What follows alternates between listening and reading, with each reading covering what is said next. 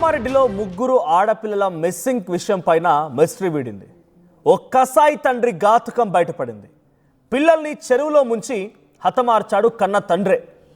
ఒక మృగంగా మారిపోయి తన ముగ్గురు ఆడపిల్లల్ని చెరువులోకి తీసుకెళ్లి చెరువులో ముంచి హతమార్చి అక్కడి నుంచి బయటపడిపోయాడు.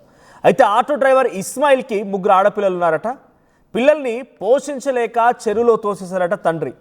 ఆ తర్వాత డ్రామాకు తెరలేపాడు. ఇక్కడ చిన్నారులు షిపత్, అయాత్ అండ్ మరియం, ఈ ముగ్గురు కూడా 8 ఏళ్ల వయసు, 7 ఏళ్ల వయసు అండ్ 5 ఏళ్ల వయసు ఉన్నటువంటి ముగ్గురు పిల్లలు ఇప్పుడు ఈ సంఘటనలో మరణించారు. పోలీసుల విచారణలో నేరాన్ని ఇస్మాయిల్ ఒప్పేసుకున్నాడు. పిల్లల మృతదేహాల్ని వెలికి తీస్తున్నారు పోలీసులు.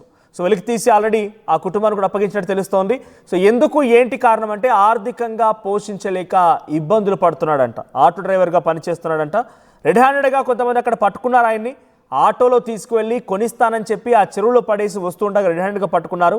ఆ వ్యక్తిని కొంతమంది చుట్టుపక్కల స్థానికులు పట్టుకొని ఆయన్ని మాట్లాడిస్తూ వీడియో రికార్డ్ చేశారు. ఆ తర్వాత పోలీసులకు సమాచారం ఇచ్చారు.